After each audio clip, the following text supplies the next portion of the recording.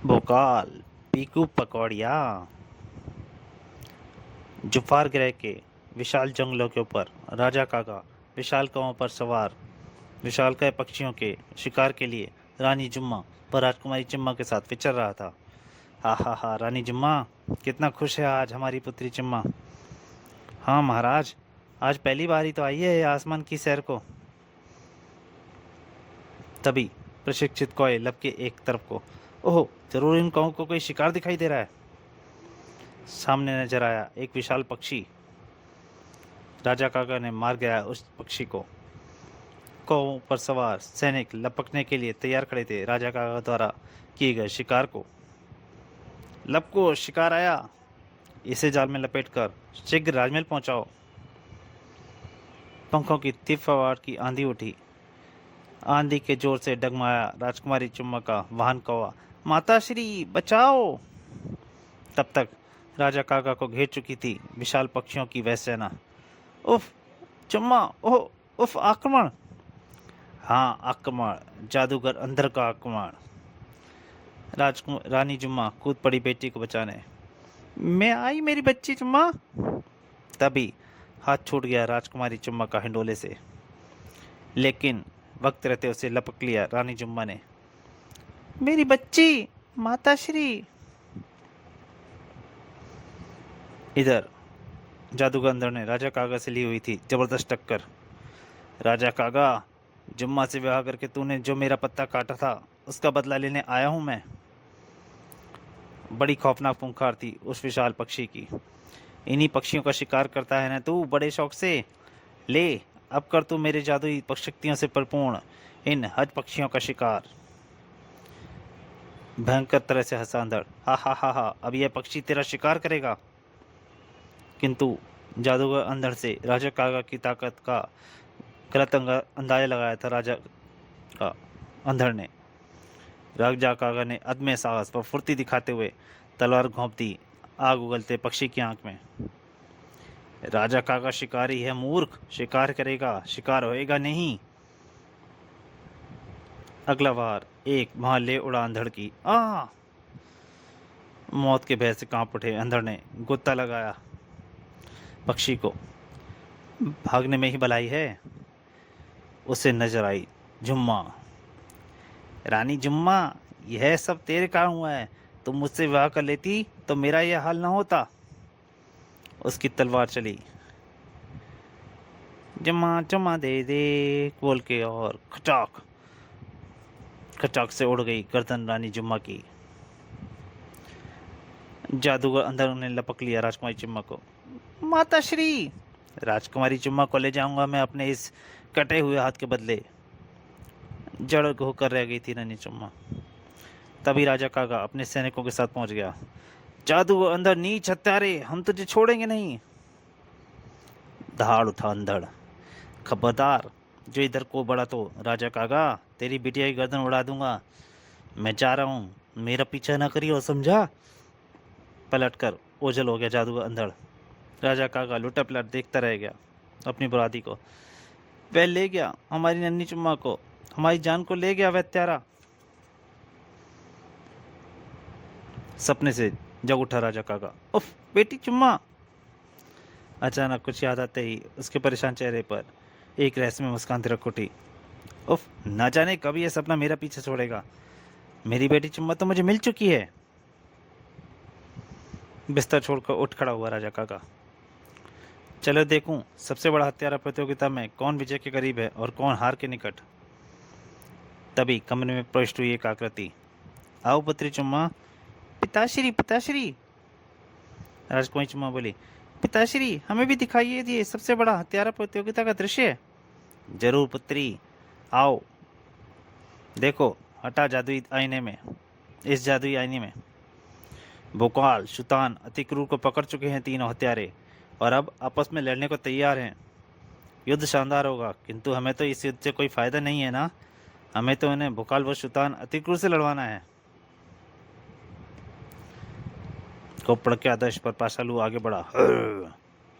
भयंकर अंदाज में घुमाया पंजा उसने। निरोध बढ़ते अपने पंजे से उसके पंजे से टकराई कंटाक की गदा। चीखा पाशालू। किंतु दर्द से नहीं, क्रोध से, क्योंकि दर्द तो उसे होता ही नहीं था, वह तो मुर्दा था।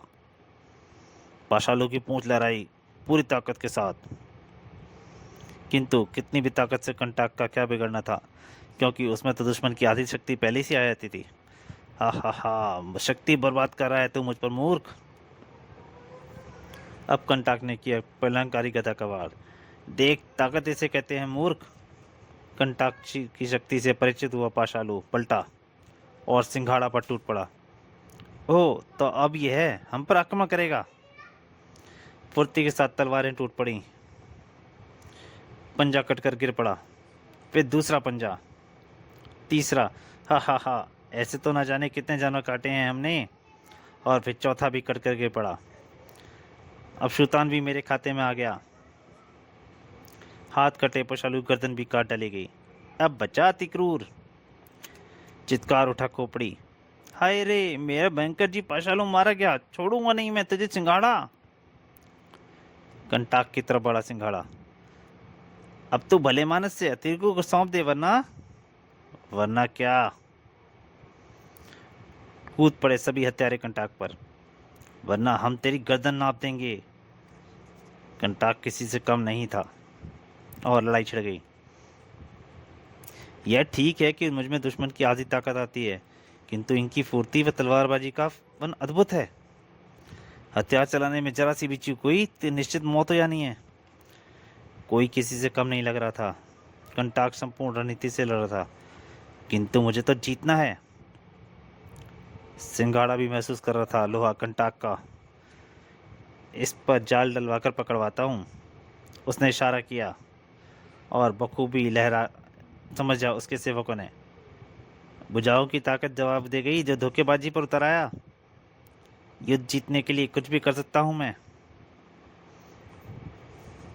अब अति क्रूर भी आ गया मेरे खाते में और मैं बन गया महा हत्यारा। किंतु तभी सिंघाड़ा की क्षणिक खुशी को लड़कारा खोपड़ी ने। नहीं सिंघाड़ा, खोपड़ी के रहते दूसरा कोई महात्यारा बन ही नहीं सकता। इसके साथ ही खोपड़ी के हार से निकला वह दानों का मुक्का। छोराम मचा दिया उस मुक्के ने, डिशुम डिशुम। इधर यह रोमांचक जंग चल रही थी और इधर वह रस में साया बोझ पड़े जिसम की ओर बढ़ रहा था। अतिक्रूर के पास पहुंचकर रुका वह साया। तभी उसके हाथ में चमका एक फूल। साया झुका, उसने अतिक्रूर के चेहरे के ऊपर फूल घुमाया। फूल की सुगंध नाक में पहुंचते ही उठ खड़ा हुआ अतिक्रूर। कौन? चुप।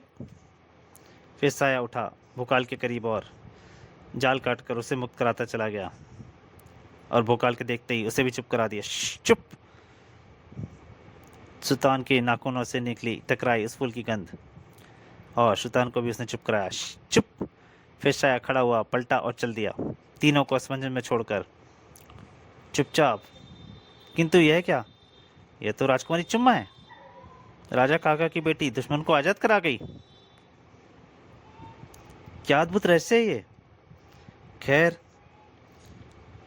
जाने वाला तो चला गया। सिंघाड़ा के किसी व्यवहार का असर नहीं हुआ उस पर। और इधर जबरदस्त लड़ाई छिड़ी हुई थी, क्योंकि पीछे छोड़ गया था उन्हें लड़ता हुआ ठाक। सिंघाड़ा का कोई वार पाषाण के उसके खोपड़ के मुक्के पर असर नहीं हो पा रहा था और खोपड़ का मुक्का जबरदस्त कह ढा रहा था। हाय उफ धड़ाक। महात्यारा केवल एक ही है पूरे विश्व में और वो है खोपड़ी। किंतु तभी उसके इस दावे को ललकारा भोकाल सुल्तान अतिक्रूर ने। नहीं बनने देंगे तुम्हें हम महात्यारा, नीच हत्यारे। वह प्रलंकारी नाम बोलकर भोकाल भोकाल बन गया, महाबली भोकाल। आश्चर्यचकित हुए तीनों देखते रह गए कैसे छूट गए भोकाल सुल्तान व अतिक्रूर को।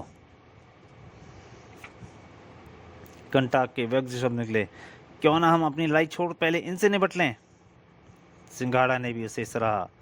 यह बिल्कुल ठीक कह रहा है, हम ये तीनों मिलकर हम पर हावी हो सकते हैं। खोपड़ी की खोपड़ी में भी जम गई ये बात। ठीक है तो आओ फिर बाहर। पहले सिंघाड़ा ने तलवार संभाली अपनी। निर्णायक युद्ध होगा ये, और आज़ाद कर दिया कंटाक को भी उसने। अब इन्हें जिंदा छोड़ने की भूल नहीं करूंगा मैं। खोपड़ी का दाना का घूंसा बढ़ा सुल्तान की ओर। खोपड़ी के घूंसे की ताकत देखने के बाद कुछ बोलने लायक नहीं बचेंगे। आहा! इससे पहले ही घूंसा कोई और कह ढापा था, घूंसे के बीच कूद पड़ा भोकाल। मुझको दिखा अपने घूंसे की ताकत। घूंसा फिर भयंकर ताकत के साथ नीचे आया। धमाक! फुर्ती के साथ पलटकर जबरदस्त फात किया महाबली भोकाल ने। खचाक! महाबली तलवार ने काट डाला दानवगर मुक्के को।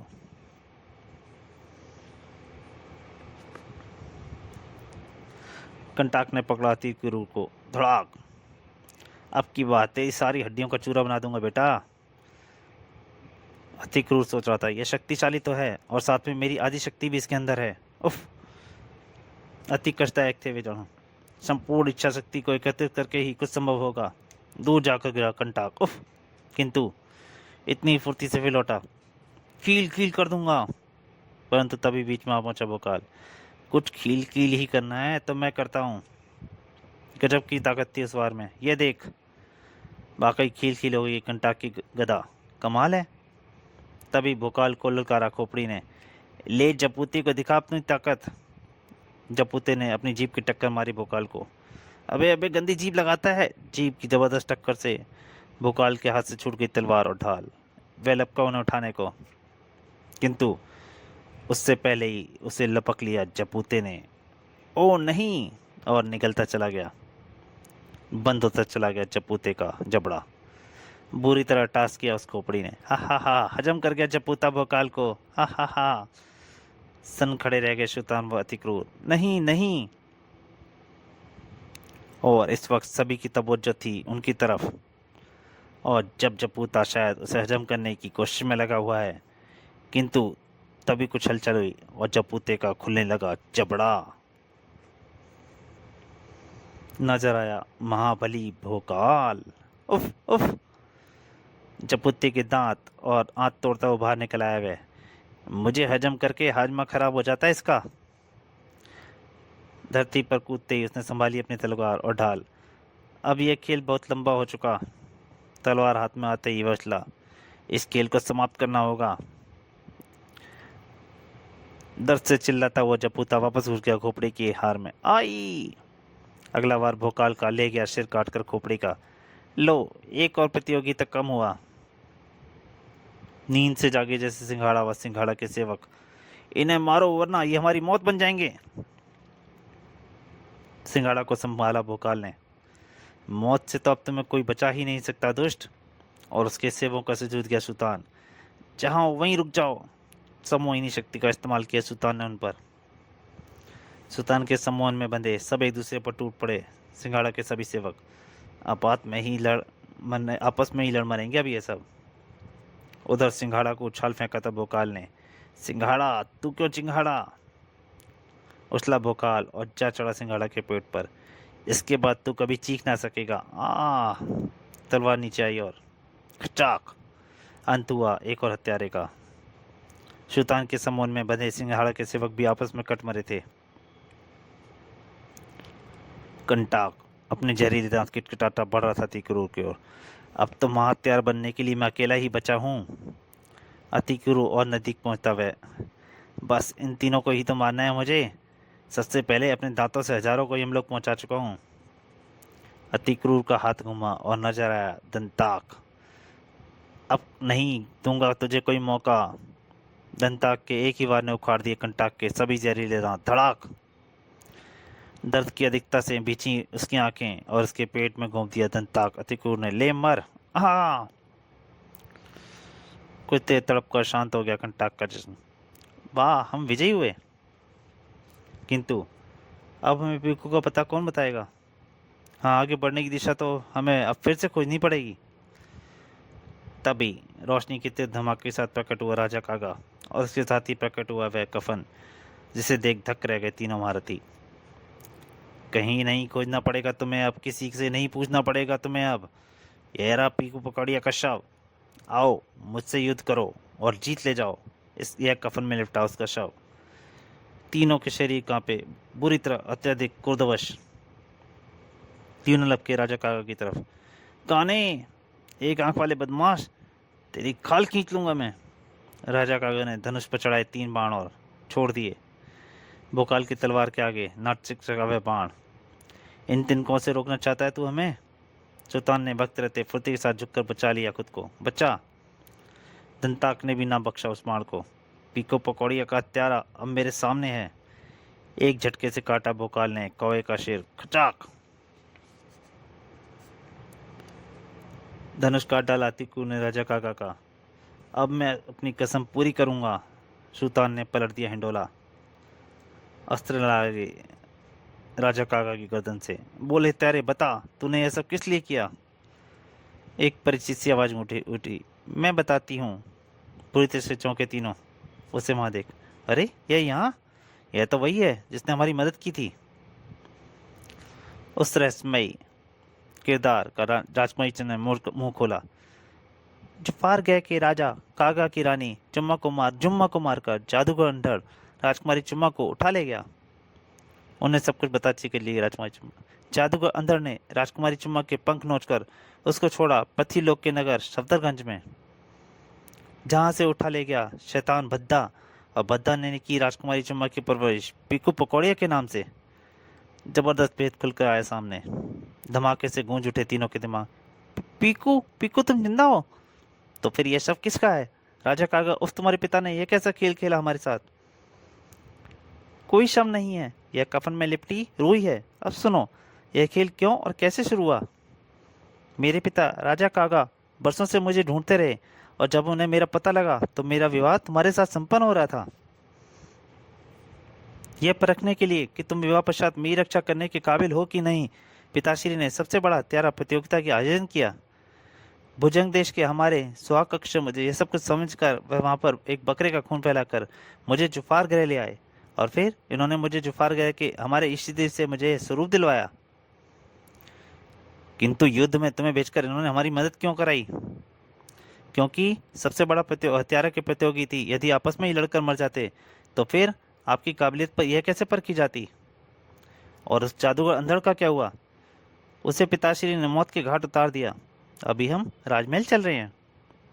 फिर सभी ने खुशी खुशी महल की ओर कदम बढ़ाए। जुफार ग्रह में भोकाल सुल्तान व अति क्रूर राजकुमारी चुम्मा पीको पौड़िया का भव्य स्वागत हुआ। राजा कागा की जय हो। भोकाल सुल्तान अति क्रूर राजकुमारी चुम्मा जिंदाबाद। अब कुछ दिन यहाँ रहकर ही आप लोग पृथ्वी जा सकेंगे। पृथ्वीलोक हमें आपका आतिथ्य स्वीकार है राजा कागा। तो दोस्तों, ये कहानी यहीं समाप्त होती है। इसके अगले भाग में, अगली कॉमिक में जल्दी आपके सामने हाजिर होऊंगा। तब तक के लिए नमस्कार।